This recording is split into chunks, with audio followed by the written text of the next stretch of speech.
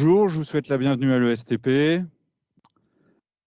Je dis bonjour aussi aux personnes qui nous suivent en ligne. Donc je suis Antoine Bonte, je suis adjoint au directeur des études et à ce titre, je dirige les cursus Bac+2, Bac+3 sur le site de Cachan et notamment les deux dispositifs de licence professionnelle que l'on met en place ici sur le site de Cachan. Donc je vais vous présenter ces deux licences professionnelles. L'objectif de cette présentation, c'est qu'elle soit au maximum interactive. Il n'y a pas de questions taboues, donc n'hésitez pas à poser vos questions. J'essaierai d'y répondre et quand je ne sais pas, je dis je ne sais pas. Mais je vous apporte la question, la réponse à la question. Voilà. Donc, juste quelques mots en introduction pour vous expliquer un petit peu où vous êtes. Donc, on a été créé en 1891 par Léon Hérol. Et l'école est aujourd'hui dirigée par Joël Cuny, qui est directeur général. On est une association loi 1901. On a été reconnu par l'État en 1921. Et donc cette année, nous avons un double anniversaire, étant donné que nous fêtons notre centenaire de reconnaissance par l'État et nos 130 ans d'existence. Nous sommes un établissement d'enseignement supérieur privé d'intérêt général, ce qu'on appelle un ESPIG. Donc, c'est-à-dire qu'on a une mission de service public dans le cadre de notre activité. Donc, on est habilité par le ministère de l'Enseignement supérieur à délivrer 2 diplômes, qui n'est pas l'objet de la présentation de ce matin. Je vais vous présenter les partenaires. On est bien sûr habilité par la commission d'éthique d'ingénieurs et on fait partie de différentes structures au niveau de l'enseignement supérieur. Je passe. Donc, juste quelques chiffres. Il y a 3300 élèves, exactement 3306 élèves en 2021 à l'ESTP sur l'ensemble de ces campus. Pas uniquement sur le site de Cachan ou de mémoire, nous devons être un peu plus de 2400 ici sur Cachan. Le reste des personnes sont sur les autres sites et nous ouvrirons en 2023 un nouveau campus sur le site d'Orléans. Alors, je vais d'abord vous parler de la licence professionnelle management et conduite de travaux. Cette licence professionnelle a été créée en 2009 en partenariat avec le Conservatoire national des arts et métiers. Voilà. C'est un partenariat de longue date auquel on tient. Ça, c'est la première licence. Ce sont des cursus. Toutes les licences professionnelles que je vais vous présenter ce matin sont uniquement réalisées dans le cadre d'un contrat d'apprentissage. Pas de cursus sous statut étudiant pour les licences professionnelles. C'est que de l'apprentissage, c'est-à-dire de l'alternance. Donc on en met 2 en place, comme je disais, avec le Conservatoire national des arts et métiers par rapport à la licence professionnelle management et conduite de travaux, et une autre qui a été créée en 2016 avec l'université de Paris-Est, étant donné qu'on délivre à l'issue de ces 2 cursus un grade universitaire, donc on a des partenaires. L'ensemble des enseignements se déroule ici à l'ESTP, à Cachan, avec des enseignants de l'ESTP, mais on a des partenaires pour délivrer le diplôme de la licence professionnelle. Voilà. La finalité de ces licences professionnelles, c'est une finalité professionnelle. Je vais répondre déjà à une question. Entre cette licence professionnelle, il n'y a pas de passerelle possible avec les cursus ingénieurs de l'ESTP. C'est-à-dire, si on fait une licence professionnelle management et conduite de travaux, on ne peut pas être admis sur titre sur un cursus ingénieur de l'ESTP. À titre exceptionnel dérogatoire, c'est-à-dire depuis 2 ans,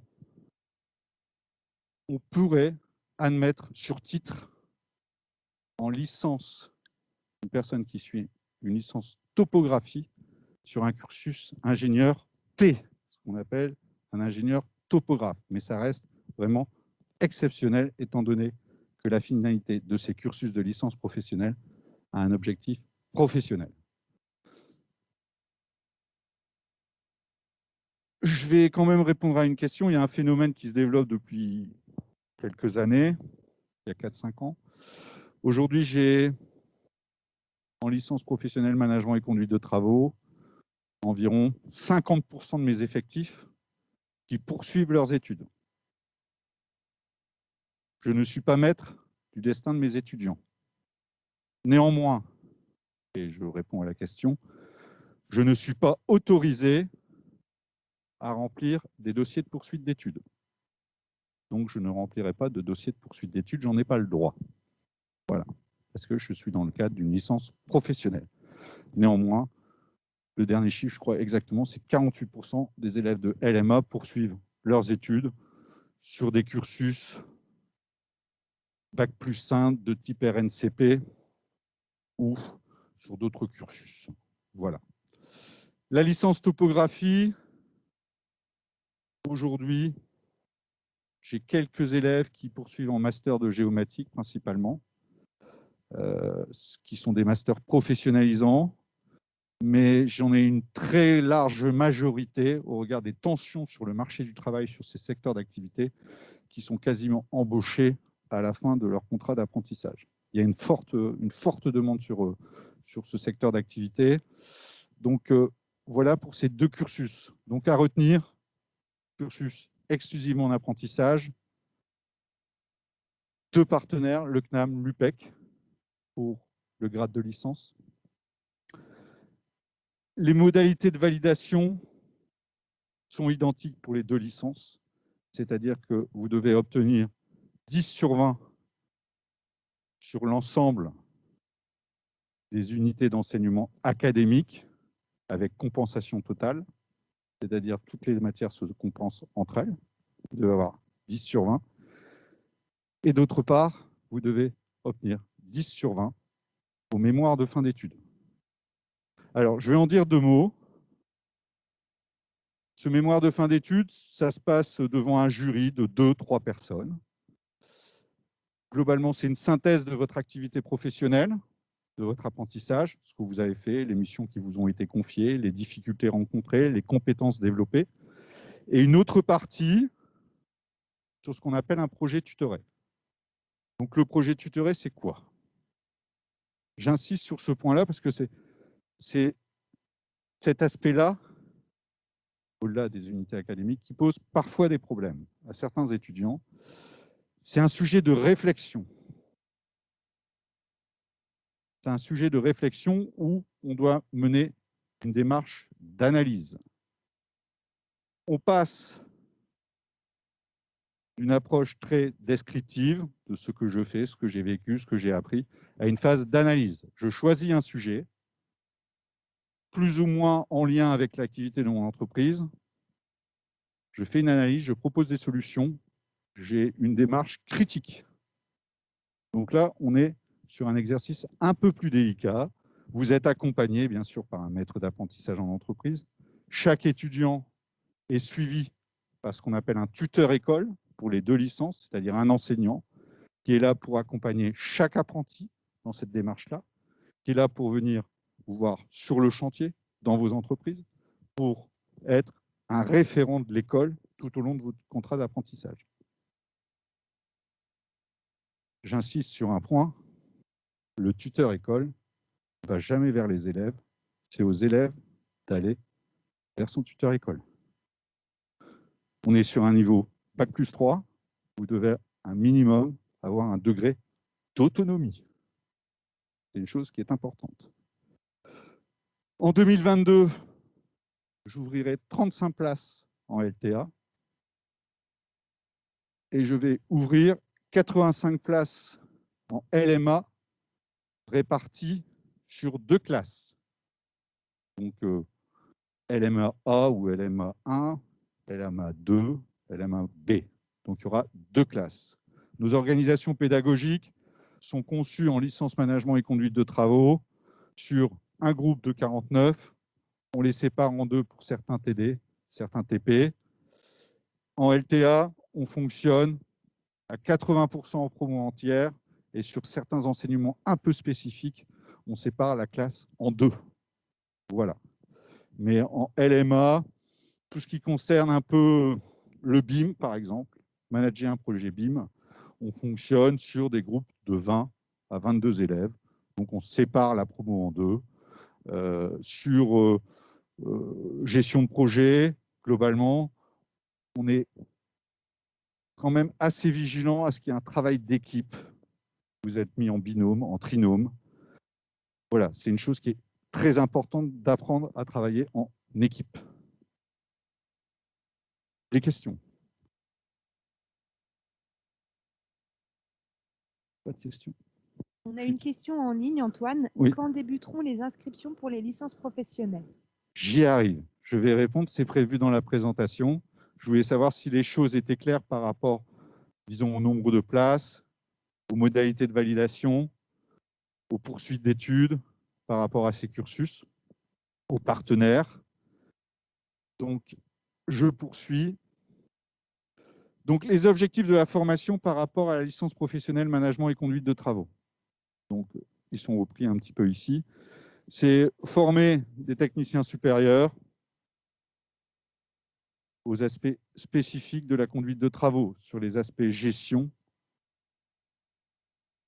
management, administratif, juridique. Je ne vais pas en faire des juristes, ce n'est pas le cas, ce n'est pas le sujet, mais au moins leur donner les fondamentaux. Donc ici, vous avez les principaux unités d'enseignement. Donc gestion de projet de construction, préparation de chantier, gestion, droit de la construction, conception assistée par ordinateur, la maquette numérique, management de projet, organisation dans le BTP. La licence management et conduite de travaux est un cursus BTP. Ce n'est pas un cursus B, ce n'est pas un cursus TP, c'est un cursus BTP. À travers certains projets, vous pouvez être mis en équipe mixte, c'est-à-dire des gens qui ont fait des TP, des gens qui ont fait du bâtiment, et on va travailler ensemble. Je prends un exemple sur un projet de préparation de chantier, par exemple. Le projet de cette année, c'est la construction de 2 R+5 avec une contrainte d'implantation de chantier et l'aménagement, je veux dire, de la zone pavillonnaire au niveau des réseaux, au niveau de la desserte. Voilà, donc on est sur des projets qui sont mixtes. Communication professionnelle, et oui, vous êtes des managers, vous êtes des encadrants, vous devez savoir communiquer, de savoir à l'oral, à l'écrit. Alors par rapport à ça, je suis assez vigilant. Je demande un mémoire, le mémoire de fin d'études, en gros, parce qu'on me posait la question chaque année, monsieur, ça fait combien de pages? Ben, monsieur a du mal à répondre à cette question-là. Mais en gros, un mémoire de fin d'études, c'est 50 à 60 pages. Et ça doit être rédigé de manière à une personne qui ne connaisse pas trop le sujet puisse comprendre. Donc on est très vigilant sur cet aspect de communication qui est aussi une préoccupation du monde économique. Donc 2 périodes à l'école. On est sur des périodes longues à l'école, longues en entreprise. Donc de mi-septembre à octobre, vous êtes à l'école. Après, vous partez en entreprise. Vous revenez tout début février. Et oui, je vois des ça dans la salle. Février jusqu'à début avril. Et début avril, vous repartez jusqu'à fin août en entreprise.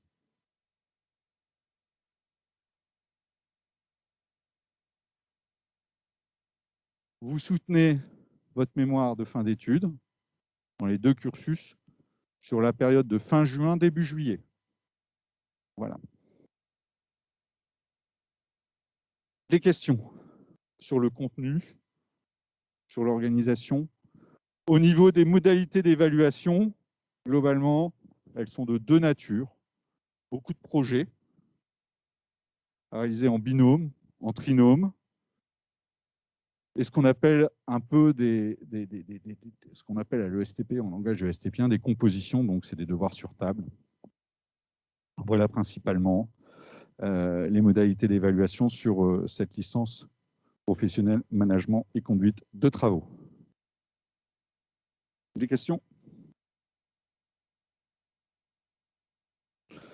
Donc, pour entrer sur ce cursus, licence management et conduite de travaux, il y a certains prérequis. Donc, les conducteurs de travaux de l'ESTP sont admis de droit, c'est-à-dire ils n'ont pas d'examen à passer. Ils sont admis s'ils souhaitent rentrer sur ce cursus. Donc après, j'ai des gens qui sont issus d'un BTS bâtiment, d'un BTS travaux publics, d'un DUT génie civil, du nouveau BUT génie civil deuxième année, ou de cursus de niveau 5, c'est-à-dire de niveau Bac+2, compatible avec la formation, c'est-à-dire dans le domaine de la construction. Voilà. Donc, il faut faire acte de candidature sur le site internet de l'ESTP à compter du 31 janvier. Et la clôture des admissions, du dépôt de candidature, sera le 30 juin. Donc, je reçois les dossiers, on reçoit les dossiers. Dans votre dossier, on aura les résultats du baccalauréat, les résultats des études supérieures, donc pour la première année. Pour le premier semestre de la deuxième année, on vous demandera à vos établissements de remplir ce qu'on appelle un APE, donc avis de poursuite d'études. Voilà. Et on vous demandera un petit peu la motivation pour suivre ce cursus, la cohérence par rapport au cursus envisagé. Donc déjà, on regarde ce dossier. S'il y a un feu vert, vous êtes convoqué en entretien avec un représentant de la direction des études de l'ESTP, ça peut être moi ou un de mes collaborateurs, et un représentant du monde économique, DRH, conducteur de travaux, représentant de bureau d'études. On essaye toujours d'associer à la décision un acteur du monde économique. Suite à ça, on vous pose la question, est-ce que vous avez une entreprise d'accueil? Oui, non. Vous nous répondez non. On met en place un accompagnement pour vous trouver une entreprise d'accueil. On aide les gens qui cèdent. C'est-à-dire que les gens qui attendent que le téléphone sonne, le téléphone ne sonnera jamais. Les gens qui viennent vers nous, qui globalement répondent à nos sollicitations pour participer à des ateliers, pour participer à certains événements, qui nous donnent des signes de vie, des signes de motivation, on les aidera, on les accompagnera. On diffusera leur CV. On aide les gens qui cèdent. Parce que ce cursus, comme l'autre licence que je vais présenter ensuite, demande un degré d'autonomie important. Donc, on identifie aussi cette autonomie à travers cette période. Vous avez une entreprise d'accueil, dès le départ, c'est bien, mais je ne suis pas obligé de vous prendre. Chaque année, j'ai des jeunes avec une entreprise d'accueil qui ne sont pas admis. Parce que l'entreprise et moi, globalement, on a la même finalité, c'est de former des professionnels, mais on a des cadres de référence qui sont un peu différents. C'est-à-dire que moi, tout ce travail au préalable, je dois me poser la question, est-ce que cette personne a les prérequis pour obtenir le diplôme? L'entreprise se pose la question suivante, est-ce que la personne que j'ai en face de moi va correctement s'intégrer dans mes équipes? C'est deux choses différentes. Voilà. Des questions? Oui?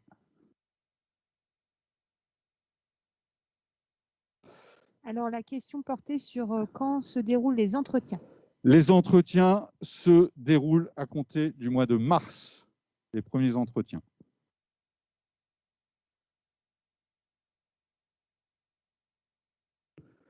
Et votre admission devient effective quand vous êtes retenu par l'école, que vous avez une entreprise d'accueil et dans la limite de mes capacités d'accueil. D'accord? C'est clair? Des questions par rapport à la LMA avant d'attaquer la LTA? Il ne faut pas hésiter. Hein. Il n'y a pas de questions tabou. Je préfère y répondre maintenant. Oui. Ah, voilà une courageuse. Merci, madame. Mais non, n'ayez pas peur, j'ai jamais mangé personne. Je suis en BTS bâtiment en Allemagne. Oui. Et est-ce qu'au niveau scolaire, le niveau... Alors, surtout au niveau scientifique. Alors, c'est pour ça que je vais reprendre un élément. Comme je vous l'indique dans ces unités d'enseignement, la licence professionnelle n'a pas pour objectif de vous donner un complément de formation sur des aspects purement techniques. C'est-à-dire, vous n'allez pas faire de RDM, vous n'allez pas faire de calcul de structure, je vais vous laisser tranquille avec les aspects scientifiques. Il n'y a pas du tout de RDM. Ah, ça vous fait plaisir. Mais pourtant, c'est passionnant la RDM. On comprend beaucoup de choses avec la RDM. Donc, j'ai uniquement travaillé sur des aspects organisation, gestion, management, organisation, planification de chantier. Voilà. Moi, je considère que si vous avez été diplômé d'un BTS, en tout cas, c'est le cahier des charges du certificateur, vous avez les compétences techniques.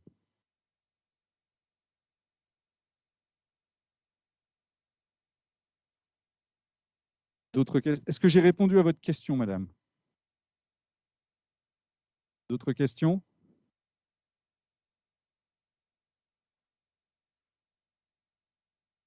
La licence management et conduite de travaux, c'est le CNAM, en partenariat avec l'ESTP. Avec l'ESTP. C'est un grade universitaire.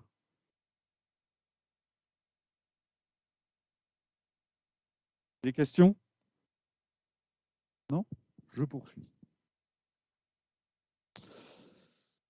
Sur la licence professionnelle, topographie, voirie et réseau, donc le processus de sélection est identique à la licence management et conduite de travaux.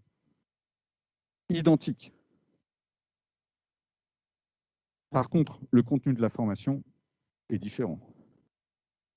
L'objectif de cette formation, c'est de former des cadres intermédiaires pour travailler en cabinet de géomètre, pour travailler dans les entreprises de travaux publics, principalement sur la dimension de la topographie, ou éventuellement dans certaines collectivités territoriales ou certaines entreprises gestionnaires de réseaux, je ne vais pas les citer, je ne vais pas faire de pub, pour globalement faire de la cartographie, de la reconnaissance, mise à jour, etc. etc. Donc, ça peut être Enedis, GRDF, GRT, j'en passe et des meilleurs. Donc, voilà les principaux métiers. C'est la cartographie, la topographie, appliquée à différents environnements. Donc, ici, vous avez un petit peu les principaux modules de ce cursus. Donc, c'est un cursus qui est très, très orienté sur l'outil numérique. Beaucoup d'outils numériques sur ce cursus. Donc, j'en ai cité des très connus, mais il y en a d'autres.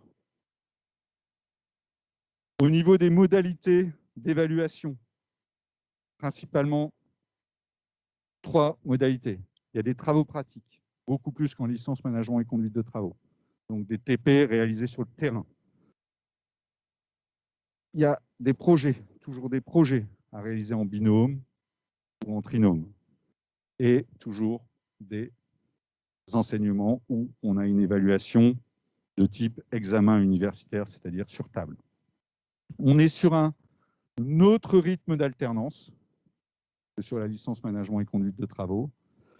Pourquoi? La licence management et conduite de travaux, on est sur de longues périodes sur un chantier, des longues périodes à l'école, car en licence management et conduite de travaux, on a une nécessité de voir le projet évoluer dans le temps, pour voir un petit peu le cycle de vie. En licence topographie, on a fait un autre choix pédagogique, c'est 1 mois à l'école, 1 mois en entreprise. Donc les débouchés, comme je vous l'ai indiqué, hein, topographe, assistant ingénieur géomètre topographe, géomaticien, topographe. Donc, comme la licence management et conduite de travaux, les conducteurs de travaux de l'ESTP sont admis de 3, les BTS géomètre topographe, les BTS MGT-MN, voilà, les BTS travaux publics, les DUT génie civil et les L2 géographie, voilà. Un diplôme compatible avec la formation et le processus de sélection est identique. Là, globalement, pour trouver une entreprise, il y a plus d'offres. Chaque année, je ne peux pas répondre à toutes les sollicitations. C'est pas possible. Des questions?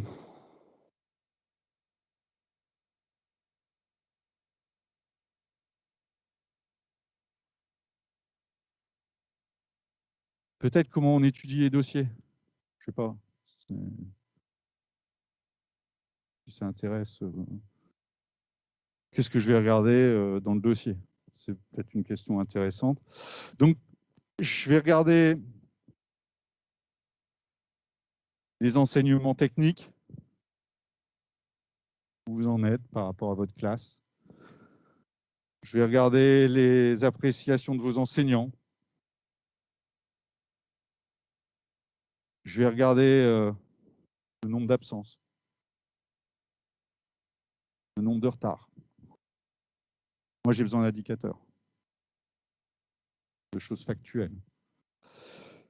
Je vais regarder vos résultats en français. Alors, ça peut vous surprendre, mais quand on doit être capable, en fin de licence, de rédiger un mémoire de 50 pages, il faut quand même avoir certains prérequis. Donc, je vais aller regarder ça. Je vais aller regarder aussi votre niveau d'anglais, parce que comme c'est un grade universitaire, vous allez devoir passer le TOEIC. Il est proposé à chaque élève, mais il n'est pas valorisé. Je m'explique. Ce n'est pas un critère de diplômabilité à proprement parler, mais pour être diplômé d'une licence professionnelle, vous devez fournir un test du TOEIC. Par contre, il n'y a pas d'exigence en termes de niveau à atteindre. Voilà. Est-ce que c'est clair? Ouais. Donc, je vais regarder ça. Je vais regarder aussi un peu l'avis de poursuite d'études donné par votre établissement. Après, on va se rencontrer, on va discuter, on va voir votre projet, on va voir la cohérence de votre projet. Et après, on prend la décision. Voilà comment les choses se passent. Je vais regarder vos résultats au bac. On va tout regarder. Il n'y a pas de traitement algorithmique des dossiers de candidature. Chaque dossier est étudié par l'homme. Voilà. Il n'y a pas une intelligence artificielle derrière. Tout est important. Est-ce que les résultats au bac sont importants? Tout est important. Tout est important. On regarde tout. Pourquoi? C'est que vous avez un problème avec vos notes au bac. Si vous me posez la question. Bah si, on me pose la question, qu'est-ce qui s'est passé au bac? Je faisais un bac économique et social et j'étais pas intéressé. Et après, j'ai fait un BTS travaux publics. Ouais. Et maintenant, j'ai des meilleurs résultats. Alors, je regarderai. Voilà. Oui.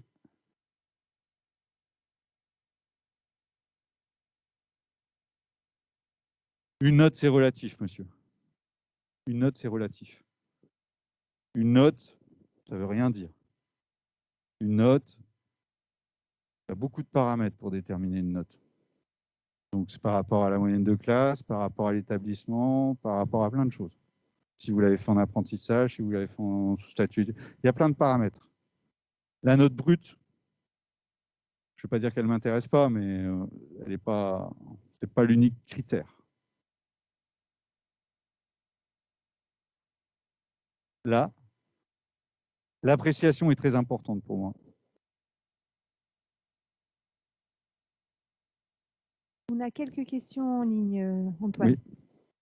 Alors, le niveau du BTS EATP est-il suffisant ou vaut-il mieux être titulaire d'un DUT ou d'un BTS TP? Alors, le BTS EATP, Alors, EATP, donc c'est le BTS Travaux publics de l'EATP des Glotons. c'est exactement ça. OK. Ou un DUT Génie civil pour cette licence professionnelle. Ou un BTS TP. Je répondrai à la question de la manière suivante, c'est que chaque année, j'ai des étudiants de DUT, chaque année, j'ai des étudiants de BTS. Voilà. Après, si cette personne pose cette question, c'est qu'à mon avis, elle est en train de se poser la question, est-ce que je fais un BTS? Est-ce que je fais un DUT? Je l'invite à aller voir le contenu ou un établissement qui réalise du BTS et un établissement qui réalise un DUT ou maintenant les buts. C'est deux choses. La finalité est la même chose, mais la façon de faire est différente. On a une autre question de Ilan. Comment se passent les cours? Mal. Peut-il préciser sa question parce que comment se passent les cours? Ilan, est-ce que vous pouvez préciser votre question en ligne? Comment se passent les cours? Il y a différents cours. Il y a ce qu'on appelle les cours magistraux, où on est dans un enseignement dit descendant. Il y a tout ce qui concerne les projets, où globalement, on soumet un sujet, un cas, et où l'encadrant, l'enseignant est là pour guider les étudiants, les élèves, dans leur démarche de résolution de cas. Donc là, on est dans une pédagogie beaucoup plus interactive, beaucoup plus itérative. Voilà les deux modalités. Il y a les deux. Voilà. Une autre question de Quentin. Je réalise un BTS assistant technique d'ingénieur, puis-je effectuer une licence management et conduite de travaux? Non. Sélectionnez-vous des élèves de toute la France? Une question de Mathilde. Je sais, j'ai des élèves de toute la France. De l'Est, de l'Ouest, du Sud, du Sud-Ouest, du Sud-Est. Ils viennent de toute la France. Alors, par rapport à ça, c'est une très bonne question, parce qu'avant de candidater, posez-vous la question, comment je vais organiser ma vie? Parce que les cours ne sont pas facultatifs. Les cours sont obligatoires. Vous avez ce qu'on appelle chez nous à l'ESTP. J'ai un étudiant de LTA qui est là. Vous avez un contrat d'apprentissage, vous êtes salarié d'une entreprise, mais en plus, j'ai quelqu'un dans mon équipe qui s'occupe de vérifier votre assiduité. Donc de voir si vous venez en cours. Si vous ne venez pas en cours, qu'est-ce qui se passe? L'entreprise est en droit de vous faire des retenues sur salaire. L'entreprise peut considérer cette absence comme un abandon de poste. Je ne vais pas vous faire un cours de droit social ce matin, ce n'est pas l'objectif, mais abandon de poste, il peut avoir certaines conséquences. Toute absence pendant les cours se traduit automatiquement par un arrêt de travail. Le certificat médical, monsieur doit garder le lit 3 jours, pas de valeur. Arrêt de travail obligatoire. Vous avez un contrat de travail. Même pour une demi-journée. J'ai la possibilité d'excuser les élèves de cours pour certaines convocations officielles, type permis de conduire, convocation à la préfecture, mais c'est très normé. Voilà. Ou après, toute absence de cours se fait sous autorisation de l'entreprise d'accueil. Moi, je ne suis qu'un outil. Le contrat de travail est signé avec l'entreprise. La relation contractuelle est avec l'entreprise. C'est clair? Parce qu'avec les masques, je ne vois pas les expressions des visages. Donc, j'essaye de voir les yeux. C'est clair sur ce point-là, c'est une chose importante. Oui. Et la question était? Sélectionnez-vous des élèves de toute la France. On sélectionne des élèves de toute la France. Voilà. Alors, après, il faut organiser sa vie. C'est-à-dire, je dois venir en cours. Alors, j'ai des élèves qui se mettent, qui font du Airbnb ensemble pendant un mois et après, ils reprennent un autre Airbnb, etc. Je ne fais pas de la pub pour Airbnb, je n'ai pas d'action chez Airbnb. Voilà. Après, on ne peut pas me dire, et ça, c'est non recevable, et je le dis de manière très forte, très marquée, monsieur, j'habite Marseille, donc je ne peux pas venir en cours. Non recevable. Vous le saviez avant que vous habitiez Marseille et que les cours étaient à Paris. Vous ne le découvrez pas au bout de 1 mois ou 2 mois de cours. Sur la licence professionnelle management et conduite de travaux, il y a du temps qui est valorisé pendant la semaine pour votre travail personnel et vos projets. C'est-à-dire que, par exemple, le lundi matin, vous avez cours, le lundi après-midi, vous n'avez pas cours. Mais pour moi, ce temps est valorisé comme temps de travail. Donc, libre à vous de travailler ou libre à vous de faire des courses ou d'aller au cinéma. Mais il n'est pas entendable, surtout ça arrive fin janvier, début février. Monsieur, j'ai pas le temps, j'ai pas commencé mon mémoire, non recevable. Du temps est valorisé depuis le début de l'année pour vous laisser l'opportunité de réaliser cette activité. Et c'est dans les plans d'études qui sont remis en début d'année. Des questions? Oui. Aux adresses. Valider l'inscription, vous demandez. Il y a des écoles, enfin, peut-être que si Ouais. pour être Non. Non, non. Je veux dire, vous avez une adresse familiale à Marseille, ça ne met pas votre dossier sur le côté. On accepte des gens de toute la France. Voilà. Par contre, à votre inscription, d'un point de vue administratif, on vous demandera une adresse permanente où globalement, on peut vous envoyer certains documents officiels. Donc, c'est important pour nous d'avoir une adresse où vous êtes sûr de pouvoir recevoir par rapport, par exemple, un certificat de diplômabilité en attendant votre diplôme officiel. Parce que chaque année, nous avons des étudiants qui nous donnent leur adresse étudiante, on envoie le certificat de diplômabilité et il nous est retourné. On ne sait plus où est l'étudiant. Donc, il ne reçoit jamais son certificat de diplômabilité. Donc, au bout de 2-3 ans, quand il a besoin de son diplôme, ting, ting, ting. Monsieur, j'ai besoin d'un certificat de diplômabilité. Oui, mais ça demande un peu d'instruction, donc ça prend 1 semaine, 15 jours. Donc, il ne faut pas se mettre dans des positions indélicates. OK? Je vous en prie. D'autres questions? Oui?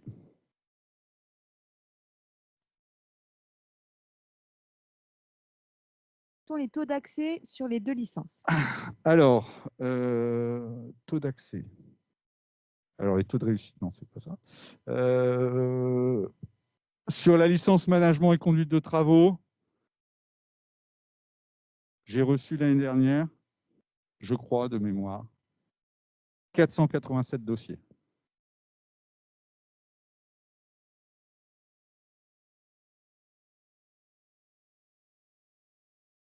Alors, il faut nuancer. J'ai des personnes qui candidatent, mais qui n'ont pas le diplôme de prérequis. D'ailleurs, ils ont un BTS profession immobilière, par exemple. On ne fait pas le même métier. Ou, voilà, donc là, voilà.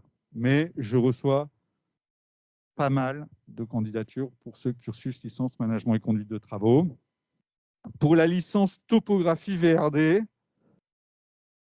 étant donné que les métiers de la topographie sont peu connus, méconnus, et c'est un tort, parce que c'est des métiers qui sont vraiment d'avenir, parce que la ville d'aujourd'hui n'est pas la ville de demain. les flux sont un peu moins importants. Donc globalement, en licence LTA, je reçois 120 dossiers. C'est une centaine de dossiers, 120 dossiers. J'ai plus le chiffre exact, je crois que c'est 118, mais je ne mettrai pas ma... Voilà. De rien. Oui.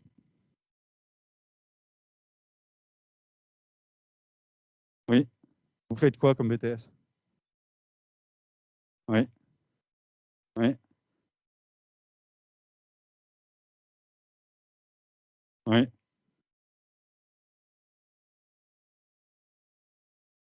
Ce qui va se passer, si je vous prends, si je vous accepte, c'est que vous allez suivre des cours supplémentaires.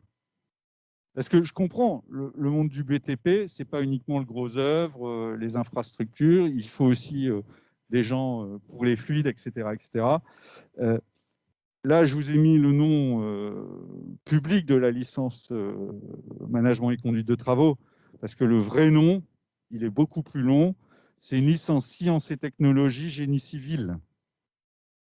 Donc, si vous voulez, là, ça me pose quelques sujets. Donc, ça veut dire qu'en parallèle, c'est possible d'aller suivre des enseignements pour vous donner un complément de formation, notamment sur structure et gros œuvres. Mais ça m'embête un peu. Voilà.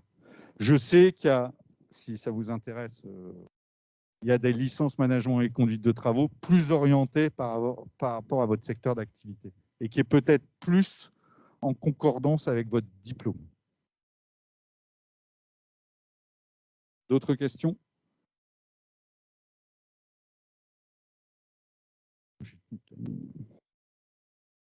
Alors, j'ai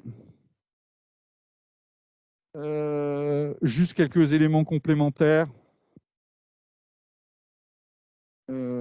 Ça, c'est principalement la première phrase est vraie pour les LTA, parce que globalement, mais théoriquement, ça ne pose pas de problème étant donné qu'ils sont tous en apprentissage et que l'employeur est tenu de fournir les équipements de protection individuelle à tous ses salariés, y compris ses apprentis. Mais je le rappelle, c'est que les EPI ne sont pas en option durant les TP de topographie. Voilà. D'autre part, à nuancer, mais pour certains examens, en licence management et conduite de travaux, pas trop, peut-être un peu plus en LTA, on demande un certain modèle de calculatrice. 19,70 €. Une chose, par contre, aujourd'hui, le monde de la construction se numérise de plus en plus. Nos modes de collaboration se numérisent de plus en plus. Il est très difficile, même si l'école dispose d'ordinateurs, etc., que tout soit fait à l'école. Donc, il est quand même essentiel que chaque étudiant soit en mesure de pouvoir disposer d'un ordinateur avec des configurations minimum pour faire tourner des logiciels, certains logiciels. On va au-delà de la bureautique Word, Excel. Il faut un peu de RAM, il faut un peu de... Voilà. Des questions? On a le temps pour une toute dernière question. Ah, je suis just in time. Oui.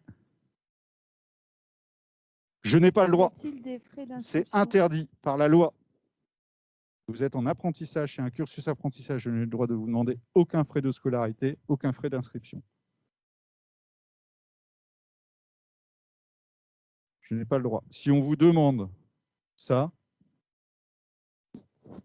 c'est un loup. On vous les rembourse derrière. On est tenu de vous les rembourser s'il y a des frais d'inscription.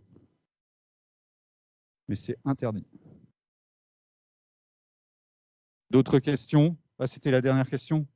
Allez, une petite dernière. Allez, une petite dernière, elle est gentille, Agathe. En plus, elle a retrouvé ma montre ce matin. Donc... Une dernière question, peut-être en ligne, oui? Ah, madame a beaucoup de questions. J'apprécie les personnes qui ont en plus des questions pertinentes. Tout à l'heure,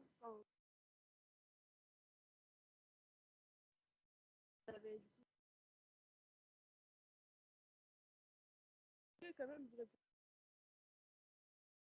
Ouais. Est-ce que vous allez répondre comme ou... Non, non, non, non, non, non, non, non. Je réponds sous 2 semaines, 10 jours.